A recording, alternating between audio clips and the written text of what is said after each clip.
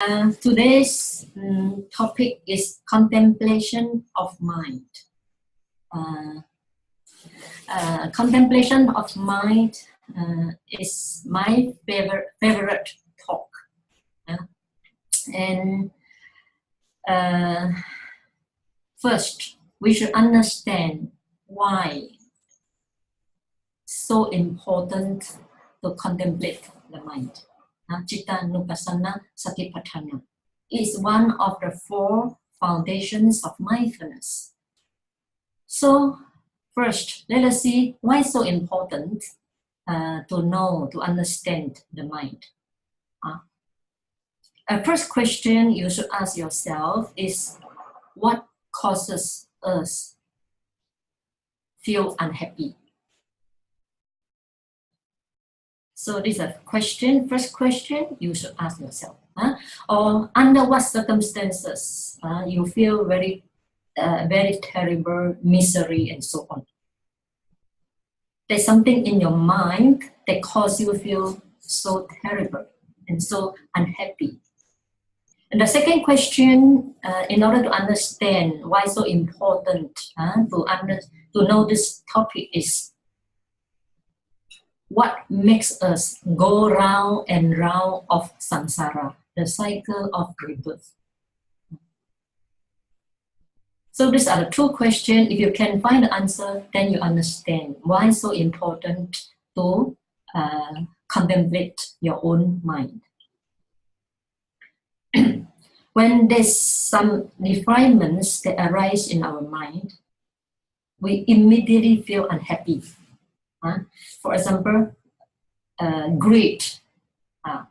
Greed can make people happy. For example, when your eyes sees a beautiful woman, you feel very happy. But anger, jealousy, cruelty, when they arise in the mind, immediately we lose the composure of the mind. We lose the peace of the mind. Therefore, kilesa is responsible for our unhappiness. And kilesa arise in a form of mental factors. Okay? And because of kilesa arise on the mind, and if we don't have the skill to contemplate it as impermanence, as non-self, then deep in our heart we have one very thick defilement called Sakkaya Ditthi, a wrong view of self, or identity view of self. So this Sakkaya Ditthi will immediately come up to the surface of the mind and grasp that kilesa. Maybe can be anger, can be delusion, can be jealousy, and so on. So immediately grasp that kilesa as I, myself. And because we grasp that refinements as I, myself, then we react to it. We react to that type of refinement. And when we react, then we perform unwholesome karma. Right? And when we perform unwholesome karma, I think every follower of teaching of the Buddha understand whatever karma one perform leave behind karmic energy. And this energy may not ripen immediately because it takes some time for all the conditions to be fulfilled and the resultant will occur. Therefore, if any defilements that arise in the mind and we don't have the ability to handle it, then we are going to perform unwholesome karma. And this karma may hurt other people and also have a very bad effect on us, either in the present life as well as in the next life. Therefore, it's very important for a Buddhist who understand the law of karma and who do not want to hurt other people, to know, to develop the skill how to contemplate the mind. I hope this is clear to you. Okay, now let us go to the text. Okay, let us see how Buddha said. So under the 10, Majjhima Nikaya, number 10, for foundation of mindfulness and contemplation of mind. And Buddha said, and how bhikkhus, does a bhikkhu abide contemplating mind as mind? This sentence is so important, but most people cannot understand. Before I thoroughly understand how to practice, I also cannot understand, and I underestimate the importance of this sentence. So, the important sentence is contemplating mind as mind. For us, we contemplate mind as I, mind as myself, almost immediately for most of us, most of people. But Buddha, in the first sentence, Buddha already told us, a bhikkhu abide contemplating mind as mind. So this mind means different state of mind. Can be the anger, delusion, greed, concentrated mind, concentrated mind, restless minds, irritating mind, and so on. So when this different state of mind, even one of the states of the mind that arise in us, Buddha said, contemplate mind as mind, not mind as myself, not mind as I. So first sentence is Buddha is trying to help us to establish the right view before you can carry on. So see mind as mind. Okay, this is an important sentence. Then how can we do it? How can we see mind as mind?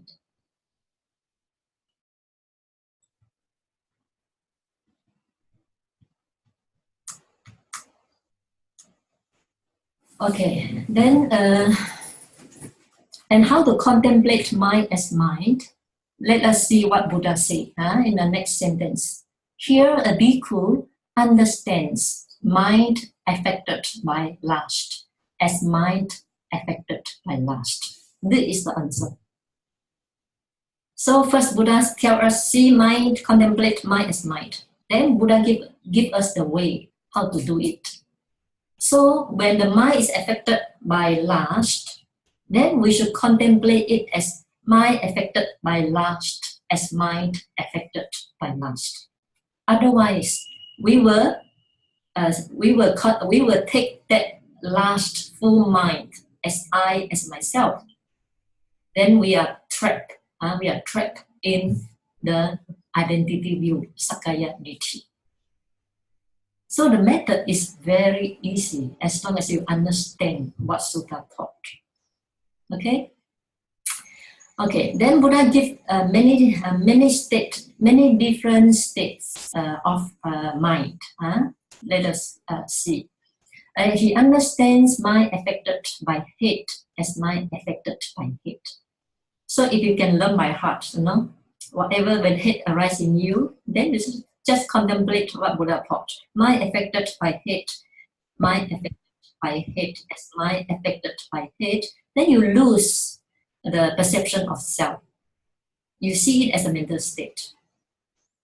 Okay? Then next, Buddha say, he understands mind affected by delusion as mind affected by delusion. And mind unaffected by delusion, or mind unaffected by hatred as mind unaffected by hatred. And mind unaffected by delusion as mind unaffected by delusion. When, for example, when the hatred mind disappeared, when the mind affected by hatred disappeared, then it becomes the mind unaffected by hatred. So mentally, you also should not make a mark. Now, the mental state is mind unaffected by hatred. This is the way. You see, the teaching is so clear and so precise and so easy. Huh? Okay, next. He understands contracted mind as contracted mind. Huh? Contracted mind is slow and proper, sleepy. Huh? Sleepy mind as sleepy mind. Most people cannot understand sleepy mind as sleepy mind. The moment he feels sleepy, then he feels, I am sleepy, I am sleepy. So the moment the mental state arises, then he immediately identifies that state as myself already. Why? Simply because in the long samsara, it is our habitual reaction to identify every state of the mind as I, myself. And it becomes our habitual reaction, almost spontaneously. So to undo this habitual reaction, to identify every state of mind as I and myself, we need very strong or alert mindfulness. We will talk this later, okay? And he understands distracted mind as distracted mind. When distracted mind disappear, and he understands the mind unaffected by distraction. Then if he can understand this, then he understands impermanent. He understands cause and condition. He understands non-self of every mind state. Okay, so I'm not going to read all the state of the mind because some are very high state of mind. It's not our concern at this moment, right? So, okay, let us explain a little bit further to make all the statements clear. Okay, first, in order to contemplate your mind, the first thing you should develop and cultivate is mindfulness, sati. For example, the anger arises in you. If you don't have sati, mindfulness, to know what is happening in your mind, then how are you going to contemplate mind affected by anger as mind affected by anger? Right? You cannot do it. Therefore, important, the first point you should do is to arouse your mindfulness. What is mindfulness? Mindfulness means very alert awareness. Very alert. Alert is very important. The absence of confusion and the alertness of your mind to know, oh, anger has a reason. For those who don't have this type of sharp mindfulness, then you can check your body. Your body's reaction. For example, your body is calm. Then suddenly you feel hot. Then something happened in your mind already. Can be the irritation, can be the agitation that produce fire element in your body. So because some people, especially men, men are very insensitive towards his own mind. Okay, so sometimes the anger arises, they don't know. They have to check their body first. Oh, the body become hot. Only they know. Oh, the anger has a reason in their mind. But for women, for my student, the women are more sensitive towards the state of the mind. So for those who are sensitive to the state of the mind, they don't have to see the bodily reaction in order to know what is the mental state. The correct way of doing is the mental state affect the body. So if you can know your mental state first, then you can neglect the reaction of the body. Okay. So first, mindfulness. Your mind is always alert, not blur, not blur, but very alert to know what's happening in your mind. So the moment you feel the anger has a reason, And this mindfulness also means absence of confusion, also means not forgetful. The mind is always alert, not forgetful. And mindfulness also has the meaning of non-reaction. You aware without further reaction. For example, the anger has arisen in me. I immediately react. Then no, there's no mindfulness. We call lapse of mindfulness because you already react, right? Therefore, when anger has arisen in us, then as long as we have the alertness, very alert of mind, then we know, oh, anger has arisen in us, and we don't react. Okay, if you react, means you lose your mindfulness. So mindfulness also means the presence of mind without reaction, without further reaction. The alertness of the mind without react to the state of the mind. Or bare awareness, bare knowing. All these are the definition of mindfulness. So the moment you know, okay, anger has arisen, then you apply what Buddha taught. How to contemplate? You contemplate mind affected by anger as mind affected by anger. Repeatedly, not only one, repeatedly, maybe 5 times, 6 times. Then, although when the moment you contemplate mind affected by anger as mind affected by anger, then at that moment, you are removing the identity view, Sakkaya Ditthi. We should remember all Buddhists or anyone who wish to become Sotapan, who wish to become a stream enterer. The first thing he has to deal is Sakkaya Ditthi, identity view. If he can do away with identity view, then he is walking closer to the enlightenment, first enlightenment, attainment of stream enterer. Therefore, if you can note your mind, mind affected by anger as mind affected by anger, you are walking closer to your goal. Because at that moment, your mind loses the perception of eternal, a permanent self. And you understand, oh, it's just a state of mind affected by certain refinement. So I hope you can understand, you can see how powerful is this contemplation. Some teacher teach contemplate anger.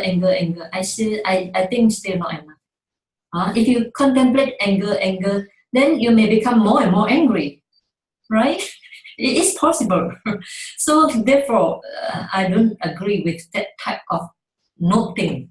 But what Buddha says is mind affected by anger as mind affected by anger. Mind affected by slow and torpor is mind affected by slow and torpor. So you see it as a mental state arising and passing away. You don't see it as I, myself. It is essential. And this point is very important for all practitioners. Okay? Then later on, because our time is very short, so I only will take one state of mind to explain. Then once you understand the way, then you can apply to all states of the mind. It's the same thing. Okay? So we will take only one, the mind affected by anger as mind affected by anger, because it's very common in us. And we always lose our temper because of external impingement to the senses. So it's important for us to develop this skill and this mindfulness and a method, so to help ourselves to have peace and to help ourselves to lessen our habitual reaction that creates karma. Okay? So first, as I have already explained to you, the understand when anger arises in you, first arouse your mindfulness. And after you arouse your mindfulness, know, then mentally note, or mentally contemplate mind affected by anger as mind affected by anger. Repeatedly. This is called mindfulness. Okay, then let us see what Buddha teach next. When you contemplate in that way, mind affected by anger as mind affected by anger, then for many people, they will see anger start to subside. Without you do anything, anger start to subside. If anger is not subsiding, then we have further way of contemplate it. But I want to follow what Buddha's teaching first. So let us see what Buddha taught. And so in this way, so in the first part, you contemplate whatever state of the mind arises in you, such as mind affected by anger, as mind affected by anger, mind affected by delusion, as mind affected by delusion, mind affected by slow and torpor, mind affected by restlessness, and so on. Keep on contemplating it by way of mindfulness. Then next, then you become used to it. You get more familiar to it. Now, let's see what Buddha say. Now we are moving to the insight already. First part is mindfulness, the training of mindfulness, developing your mindfulness, sati only. Now, Buddha go to the insight meditation. Okay, let's see what Buddha say. In this way, he advised contemplating mind as mind internally. Or he advised contemplating mind as mind externally. This the modern teacher, nowadays, most meditation teacher neglect or ignore or forget to teach externally. Most of us emphasize on internal anger, internal lust, internal slow and torpor, internal restless, and so on. Internal compassion, internal loving kindness, and so on. But here Buddha said, he advised contemplating mind as mind externally as well. So externally is also important for us to develop more and more wisdom, and as well as understanding and detachment. Okay, let's say, now with strong mindfulness, you understand already, whatever state arises in your mind, it's just a state of mind affected by certain defilement. It's not I, not mine, not myself. You already understand through mindfulness, through the repeated practice. So now you should move to the external person. It can be your family members, your colleague, your boss, your friend. For example, you are scolded by your boss. Then first you contemplate your own anger. The mind affected by anger is mind affected by irritation. Keep on contemplating yourself. And when your anger subsides and yet your boss anger is still there, he still throw his anger to you, then you move to the external. See your boss anger as his anger is also mind affected by anger as mind affected by anger. So you don't see your boss as a person. Instead, you see your boss as state of mind. And this state of mind is changing. It's not stable all the time. So you just see him as a state of mind affected by anger, as affected by anger. So if you can practice in this way, internally as well as externally, then your anger find no person. Now there's no person. It's just a state of mind produced by condition. And we all know, as a Buddhist, we all know a state of mind produced by condition is impermanent, right? It's impermanent because conditions change all the time. Your boss cannot stay, the boss is not going to scold you throughout the day. He get tired first, right? So his state of mind also will change. Therefore, so if you can see your state of mind affected by anger, and also the state of the mind of boss also affected by anger, then you see no person, no I, no he, no she, no you. Then the anger find no object to attach to. The anger find no foothold or object to attach to, then the anger will collapse and no more, leave you on the spot. Then you become peace again, right? So it's very, easy way, very easy if you know the technique and the method, of course. Okay, so this is called externally. You can apply this to your, if you have too much attachment to your family, then you can see that attachment. The mind affected by lust as the mind affected by lust.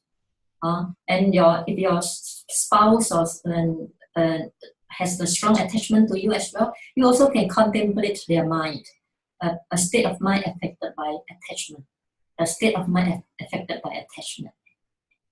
Then you don't see a person being, then your attachment will not develop further and further. Okay, so this is important to see internally as well as externally, so that you understand there's no I, no she, no a person, no he. This ultimate truth of the Dhamma. Okay, as a practitioner, we want to reach ultimate truth, not live in a conventional truth all the time. If you live in a conventional truth, you see your mom as mom as a person, you see your beloved one as a person, you see the person, the hated one as a person, then you are not going to develop further in your spiritual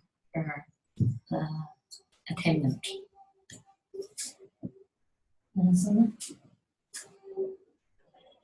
Okay, so next, let's see what Buddha said. Or else he abides contemplating in mind its arising factors, or he abides contemplating in mind its vanishing factors. This is the insight meditation. The yogi now start to contemplate another two important point. So in this sentence, he said, or else he abides contemplating in mind its arising factors. Arising factors include two important aspects. One is arising, impermanent, arising and falling factors. He said that he abides contemplating in mind its arising factors. He abides contemplating in mind its vanishing factors. So arising and vanishing represent what? Represent impermanent, right? Represent anicca, arising and passing. Okay, so now the yogis start to contemplate arising and passing, which is vipassana. Okay, so this is one point. The second point, in this sentence, arising factors and the vanishing factors also shows that arising is dependent. Vanishing is also dependent on something. So arising is dependent origination. Vanishing is also dependent cessation. So in this sentence, in these two sentences, what the yogis must do is to first to contemplate either dependent origination first, or to contemplate anicca first, impermanent. For example, let's say the proper way is to start with dependent origination. So the anger, let's say, when the anger arises in you, with mindfulness, you know, oh, the mind affected by anger is the mind affected by anger. You know already, right? Then,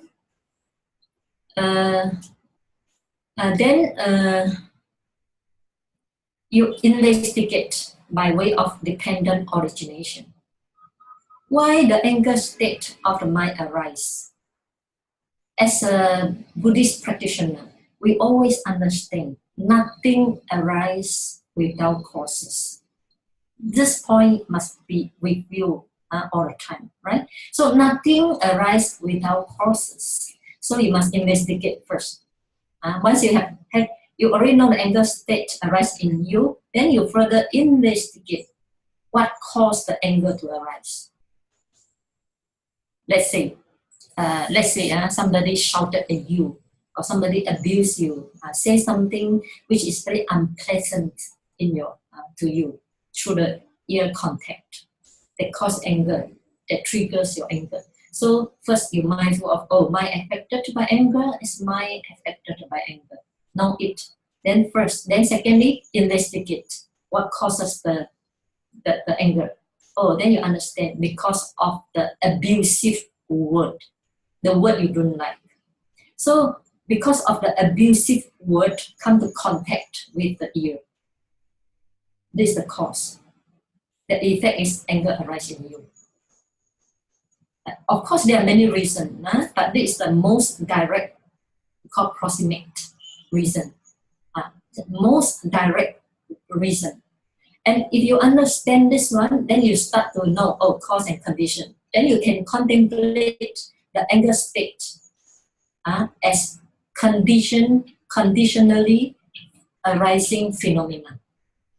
In your mind, you contemplate, oh, this anger is conditionally arising phenomena. Conditioning Dhamma, conditioning Dhamma. And you already understand the cause. Once you understand the conditionally arising state, in fact, you also understand non-self already. Indirectly or directly, you understand non-self. Then you understand anger is not a permanent self. It's not a self. Because when we say self, it sounds, when we say self, atta, it implies permanent. So, but now you see the anger, no, it's conditionally arising state. So it's not permanent self. So directly or indirectly, you already get the wisdom. This anger state is not self. And to see is passing away. The second step you should do is, in fact, for somebody, if they contemplate the mind affected by anger as mind affected by anger, the anger has already subsided. If the anger has already subsided, you should contemplate impermanent. So to make a mark, to mark it in a heart, oh, all anger states are impermanent. If it is subside, if you do not mark it as an impermanent, I can say it's still less powerful than you mark it. Every mark of impermanent leave the imprint in your heart, so that your perception of impermanent become stronger.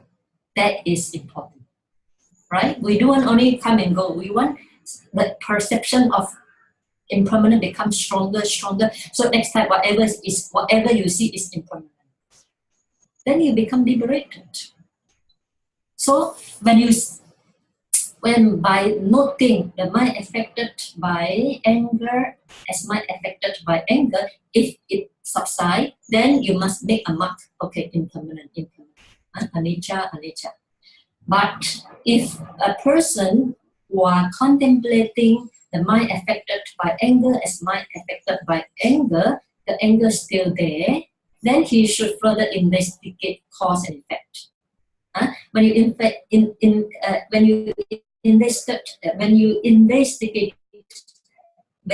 investigate cause and effect, you see non-self. So you should mentally note, this anger state is not permanent self. It's conditionally arising phenomena. Please note it in your mind for 2 or 3 times to live, to let it leave the imprint in your heart. Okay? Otherwise you will forget one, I tell you. Okay? Then the third step you should do is, now, because it's still there, it's not subsiding. So you should contemplate impermanence of that anger state. You can contemplate anicca, or you can contemplate vanishing, gone, disappearing, passing away. Whatever words that represent anicca, use it. Gone, gone, gone. So when you contemplate it, gone, gone, you should direct your mind to the passing away of the anger. Not only labeling. I'm not teaching labeling meditation. Okay. So gone, gone, you say gone or vanishing, vanishing. Then you also should direct your mind to see its disappearance. Why? Because sabbe sankhara anicca, right? All formations are impermanent. But if you don't contemplate impermanent, then your contemplation, because you don't contemplate impermanent and you entertain a perception of permanent, then it cannot carry, cannot match with the sabbe sankhara anicca. But if you contemplate impermanent, gone, gone, then your way of contemplation harmonize with the truth of impermanence. Because sabbe sankhara anicca. When it harmonizes, then the truth of impermanence reveal itself very quickly, and you can see it passing away very quick. Otherwise, the sabbe sankhara anicca, this state of mind is impermanent, but you hold on to it as permanent, so you cannot see the true arising, true disappearing, because your mind hold it, because your mind perceive it as permanent. Although this one already passing away, but your mind still perceive it as permanent. Then how are you going to understand impermanent? You have to wait for a long time, maybe 20 minutes, 30 minutes, only see your anger subside. Then you already be burned for 20 minutes. You already be burned by for 20 minutes or 30 minutes, and you have already performed lots of unwholesome mental karma. Okay, I hope it's clear to you. Okay, so mentally you should not impermanent, gone. Then check it again whether it passes away or not. When you note impermanent, it also helps your mind to let go. Otherwise, your mind has your mind is not in the Dhamma. Your mind is not in a correct way of seeing things. If you do not impermanent, your mind is not in a correct way. It can be in the wrong perception of permanent, wrong perception of self, and so on. Right? Okay, this is the third step. So then later on, then you can see the subsiding of the state of mind. Then you understand arising and passing away, arising and passing away. In the beginning, arising and passing away may comes very slow.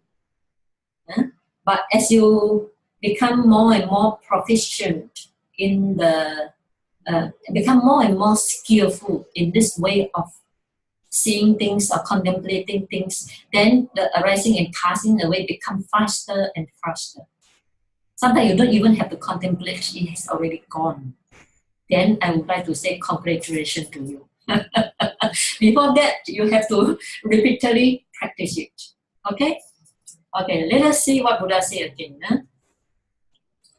Or else mindfulness that there is mind is simply established in him to the extent necessary for bare knowledge and mindfulness. This is also very important sentence. It takes me more than 10 years to understand. Before my meditation come to, before my meditation turned to good, I cannot understand this sentence. But now it becomes so easy for me. Okay, so let me explain to you, or else mindfulness that there is mind. This is important one. There is mind. Is simply established in him to the extent necessary for bare knowledge to arise.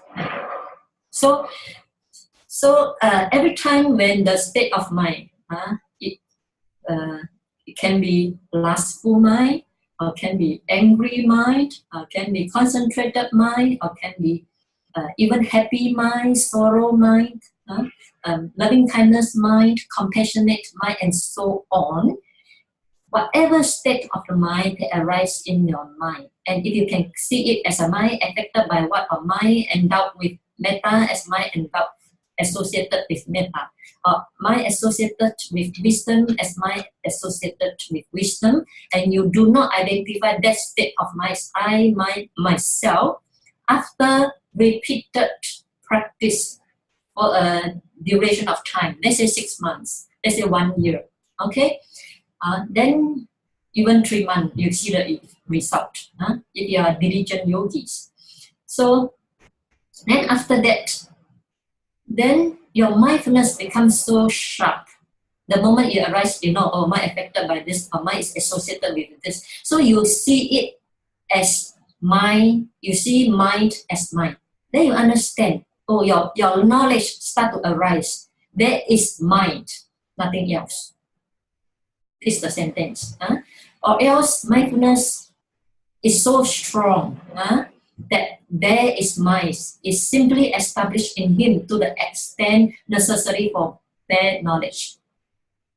Another way of explanation is that you must practice this, keep on mindful of your state, repeatedly again and again, until the bare knowledge arises in you that that is mine. This is only my state, that is mine. Mine is there, but no I, no mine, no myself, no she, no her, no a person, no being. This is what Buddha meant. Okay? And the last sentence. Last sentence. And he abides independent, not clinging to anything in the world. So here, clinging, let me explain 2 words to you. One is in the world, the world. The word here in the Buddha's teaching, whenever you see the word, usually refer to the word of 5 aggregate, not the mundane world. Mostly refer to the word of 5 aggregate of materiality, feelings, and perception, formations, and consciousness. Okay, this one thing you should understand. And the second word is not clinging to anything in the world. Here, clinging means clinging by way of view, wrong view of self.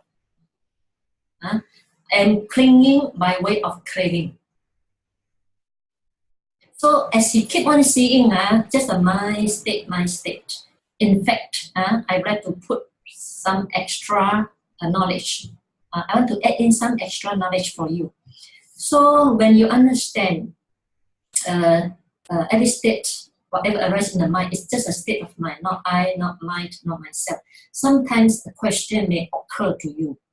Okay, from where the mind comes? From where the mind comes? Sometimes it may occur to you, sometimes may not. If it occurs to you, then you can say, oh, mind also must depend on body, right? So for human being, mind arise depend on body. Oh, then you understand. Oh, because of having the body, also we have the mind. Then you can go to the body. Where the mind comes from, then you go to the body according to Abhidhamma, if you trust Abhidhamma. No, mind arise depend on the heart base. The heart base, our heart area here, there are so many heart base here. Then every state of mind arise depend on the heart base. Then you can go to the body and understand the 4 elements of the heart base. Once you understand the 4 elements of the heart base, you understand the 4 elements of the whole body. Then you understand material aggregate.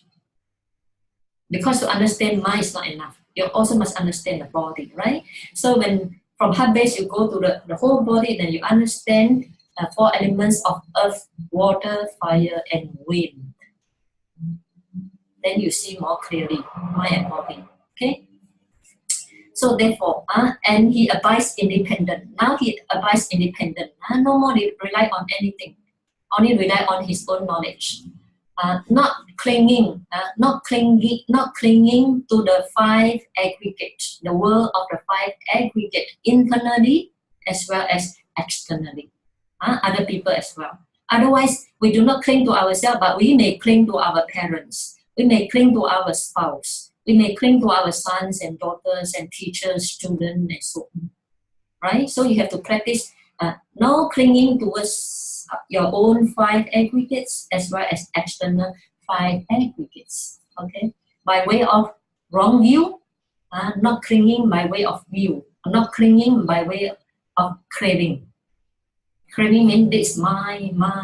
The son belong to me, and all this property belong to me. This is called by way of craving. Okay. Okay, that's how a bhikkhu abides contemplating mind as mind. So it comes the end of the sutta. Isn't that easy to understand? Okay, now we open for discussion. Any question?